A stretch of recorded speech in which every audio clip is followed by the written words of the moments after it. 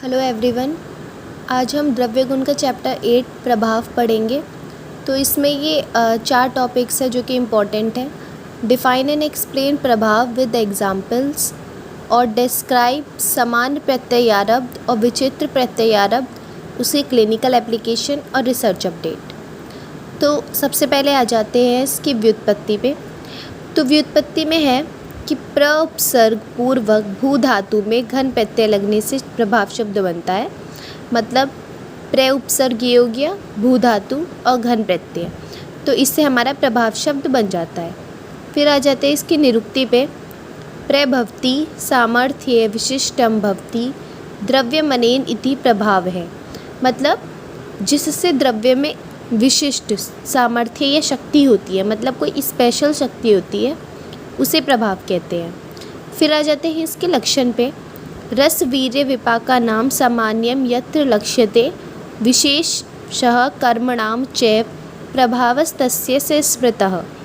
मतलब रस वीर्य विपाक आदि के सामान्यम समान होते हुए भी द्रव्य कुछ विशेष कर्म करते हैं। विशेषः कर्मणाम मतलब विशेष कर्म करते हैं, उसे प्रभाव कहते हैं। मतलब इसमें रस वीर्य विपाक आदि जो होते हैं वो सब समान होते हैं, लेकिन उसके बाद भी वो कुछ विशेष कर्म कहते हैं, तो उसी को प्रभाव कहते हैं। फिर आचार्य सुश्रुत ने प्रभाव के लिए अभिमानस्य और अचिन्त्य का प्रयोग किया है। मतलब ये कुछ वर्ड से जो उन्होंने प्रयोग किए हैं, तो इसमें अचिन्त्य का मतलब होता है अनथिंकेबल, जो हम सोच नहीं सकते, उसी को प्रभाव कहते हैं। फिर उन्होंने शक्ति 2 प्रकार की बताई है, चिन्त्य शक्ति और अचिन्त्य शक्ति। तो अचिन्त्य शक्ति तो हमने देख लिया, जो अनथिंकेबल होती है, और चिन्त्य शक्ति मतलब जो आइडेंटिफिकेबल होती है। तो चिन्त्य शक्ति हम वीर्य को बोलते हैं, और इसमें ये अचिन्त्य शक्ति हम प्रभाव को बोलते हैं। और ये क्यों बोलते हैं हम इसमें ऐसा? क्योंकि इसमें रस गुण विपाक का ज्ञान होते हुए भी कर्म का ज्ञान हमें नहीं होता है। मतलब प्रभाव में हमें रस भी पता होता है, उसका वीर्य विपाक मतलब सब कुछ पता होता है, लेकिन फिर भी हमें उसका कर्म नहीं पता चल पाता, इसलिए उसको प्रभाव कहा गया है।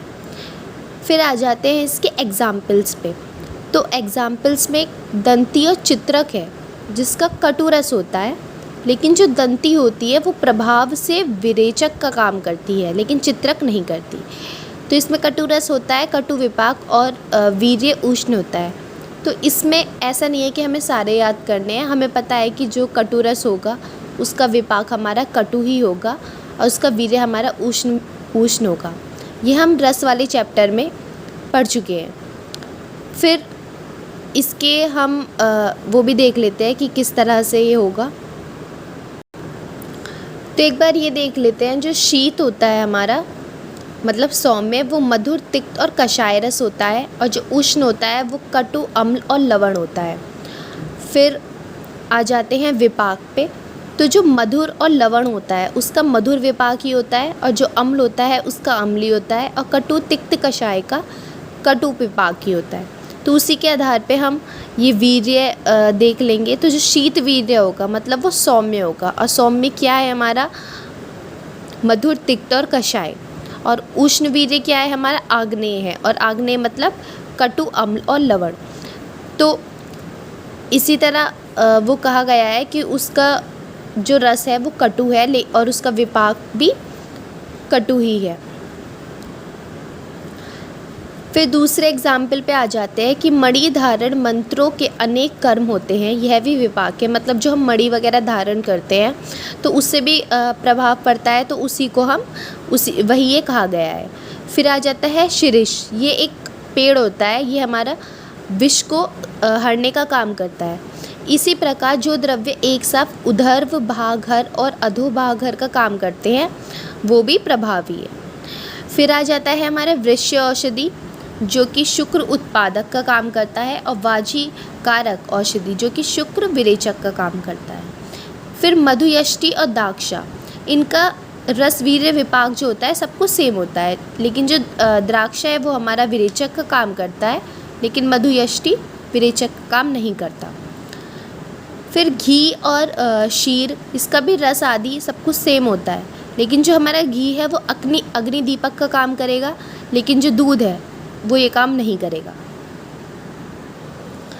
फिर हमने समझने के लिए ही ये प्रभावजन्य जो कर्म है उनको निम्न भागों में विभक्त किया है। एक तो है औषधीय कर्म, मतलब जो औषधि दे के किया जाता है, जैसे कि दंती हो गया, वो विरेचन का काम करेगा, अभी हमने पीछे पढ़ा है। द्राक्षा भी विरेचक का काम करेगा, और भी बहुत सारे एग्जाम्पल्स हम लिख सकते हैं औषधि दे के। फिर आ जाता है मानस कर्म, जैसे मणि धारण करने से, मंत्रभूत आदि, इन सब से रक्षा जो की जाती है। फिर आ जाते हैं अग्दीय, जो कि पॉइजनस, मतलब मणि धारण करने से जो पॉइजनस इफेक्ट होता है, या शिरीष आदि जो विषग्न प्रभाव देता है। फिर रक्षोग्न, एगुरु आदि जो धूपन द्रव्य होता है वो रक्षोग्न प्रभाव देता है।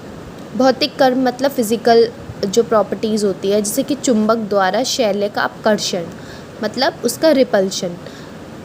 फिर आ जाते हैं इसके डिफरेंस पे कि वीर्य और प्रभाव, उसमें क्या डिफरेंस होता है। तो अभी हमने पीछे पढ़ा था कि वीर्य हमारा चिन्हत्य होता है और प्रभाव हमारा अचिन्हत्य होता है, मतलब अनथिंकेबल होता है, और ये हमारा आइडेंटिफिकेबल होता है।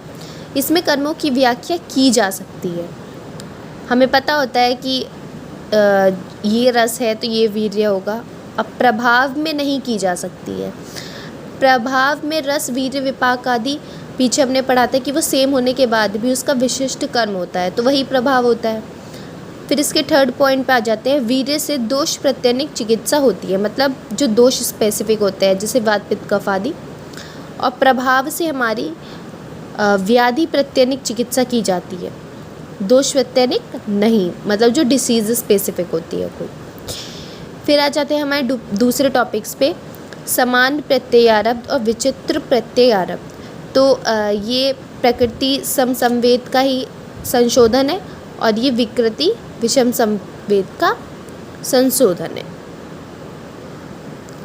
अब इन दोनों में डिफरेंस क्या होता है कि जो समान प्रत्ययारब्ध होता है, जिसमें रस, वीर्य, विपाक सब कुछ समान होता है, जैसे दूध और चित्रक, तो इसमें रस के अनुसार ही वीर्य विपाक होता है। मतलब जैसे कि हमें पता है इक्षुस में रस जो होता है वो मधुर है, और अभी हमने पीछे पढ़ा था जिसका मधुर रस होता है उसका विपाक भी मधुर होता है, और उसका वीर्य शीत होता है, मतलब ये इसी के रस के अनुसार काम करता है।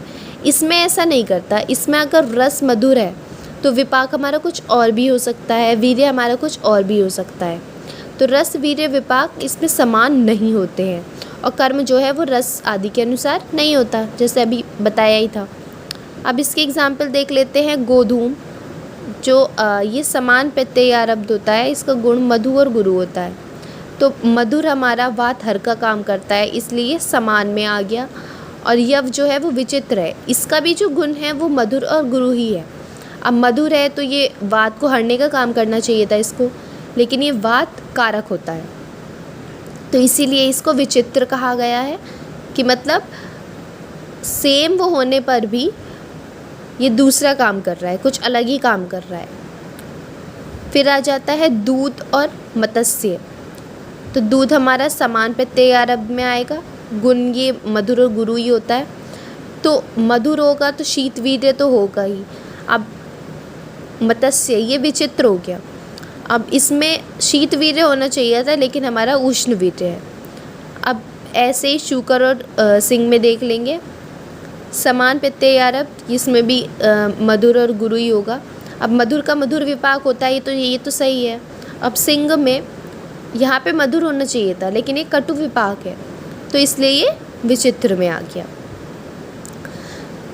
अब ये विचित्र प्रत्ययारब्ध और प्रभाव, इन दोनों में डिफरेंस देख लेते हैं। तो इन द्रव्यों के कर्मों को रस आदि पदार्थों द्वारा समझा जा सकता है, जैसे इसमें अभी बताया ही था।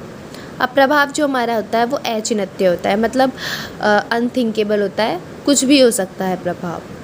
फिर इन द्रव्यों से दोष प्रत्यनिक चिकित्सा करते हैं, मतलब वात पित्त कफ आदि की, और इससे व्याधि प्रत्यनिक चिकित्सा करते हैं, मतलब हमारी डिसीज स्पेसिफिक।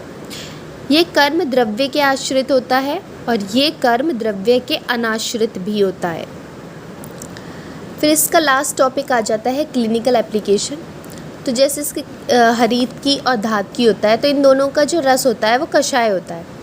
आज जो कषाय रस होता है वो मेनली कॉन्स्टिपेशन करता है, लेकिन जो धात की होगी वो लैक्सेटिव प्रॉपर्टी शो करेगी, मतलब कॉन्स्टिपेशन को रिलीफ देगी।